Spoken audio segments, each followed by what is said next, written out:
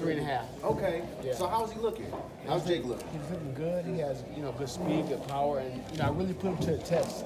I had him spar with some pretty good guys, and he didn't quit. There's no quitting. He hit with some good shots, didn't quit, and he kept going. So I'm fight ready. He's fight ready. I'm proud of him. I'm proud that it's knowing that he can throw. He has good technique, speed, and power. Yeah. But he also can get it too. You know what I'm saying? Like somebody come at him, that he's gonna fight through it.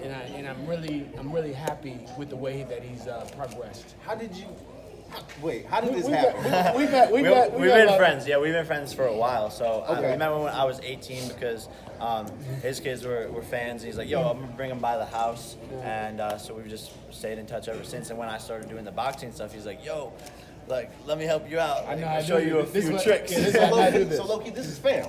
Yeah.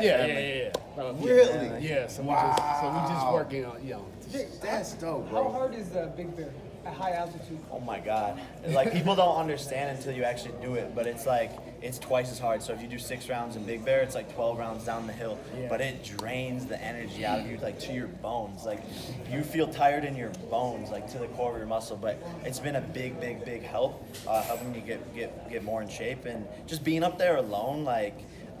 Away from distractions, away from everything in the LA scenery, and just only focusing on boxing, watching fight film, being in the gym. The gym's in the garage, so we're just always working. Grinding.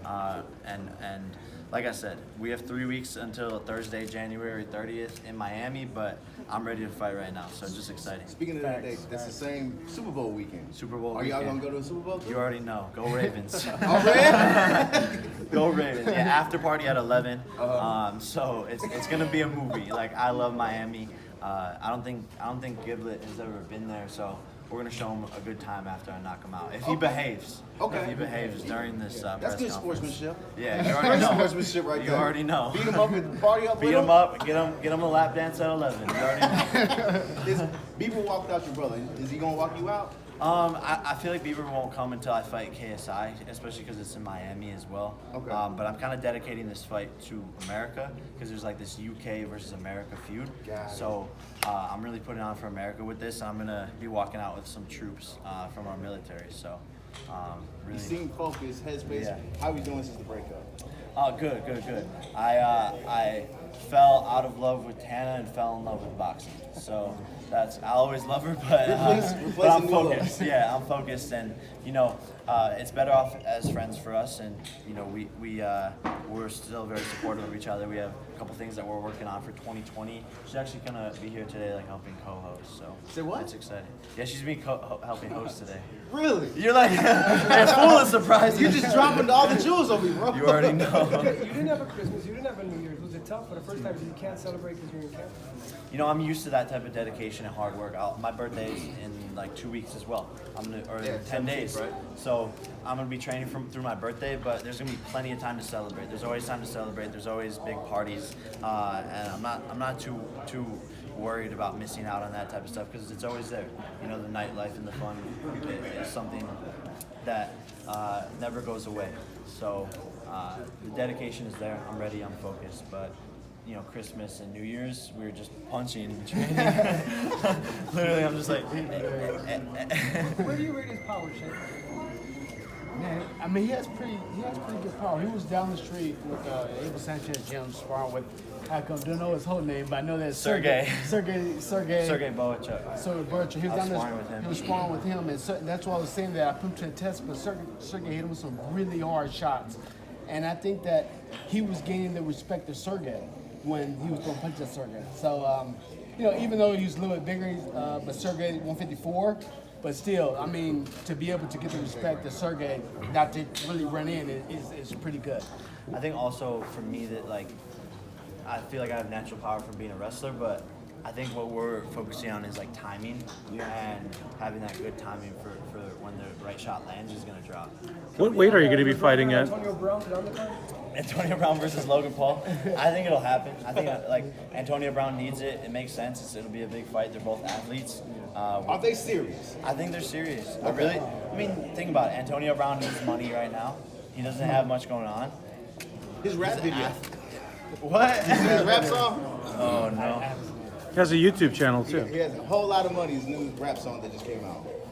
It's called Whole Lot of Money. It's called Whole Lot of Money. If you make a rap song called Whole Lot of Money, you should never be a rapper in your life. You should quit rapping. He has this No More White Woman campaign in 2020. What do you make of that? I don't know. It like seems kind of racist, but I don't know. like imagine if it was the other way around. Any Like some guy was like saying that, like, you know, but who knows? Given the He Antonio seems Brown crazy. and Logan thing, how have they talked to any promoters yet? Have y'all talked? I don't know. I have no idea. Probably. I imagine Eddie Hearn eyes lit up. He's like, you can make some money there. So. But do you think your brother can? I mean, he's a future Hall of Famer. Do you think your brother gonna hold up against Antonio Brown? Yeah, so I talked about it with Logan, and what it comes down to at the end of the day is like you can be the best athlete in the world, but boxing is just different. Yeah. If you have the best athlete in the world and you just throw him in with the ring with a guy who's out of shape but he's been boxing 20 years, the boxer for 20 years is gonna beat that kid's ass. So, you know, it's all about the skill in boxing, and I think Logan would be able to make easy work of him. I just think Antonio Brown would be fast. That's really it. Jake, you have a lot of confidence. You can tell he's shredded in here like McGregor. Yeah, You're a little I'm McGregor. growing the beard like McGregor. They're saying I'm McGregor's son. Yeah, no, I'm feeling super confident. I'm ready to get this W. You know, there's nothing he can do, or nothing that we aren't prepared for. So it's gonna, you know, we say this in camp, but the easiest day is gonna be the night of the fight. You know, we've already put in the hard work. I've had practices where by the end of it, like, I'm I'm emotional because of how physically and mentally drained I am. So we've pushed it to the limit, and I'm just ready to go. What are you guys doing in these training sessions? What specifically? Fighting bears. There's Khabib training, swimming in rivers, jumping in Big Bear Lake for ice baths. But yeah. Hey, what's a typical training session like with him? I mean, you get up in the morning, he does his row work, and you know, I make sure that the training session is just not us hitting the bag and punching. You know, training is also, you know, what you eat and how you sleep. You have to get your rest too at the same time. So a lot of people think they just go and work out really hard and maybe run 20 miles or 10 miles. That doesn't do you any good.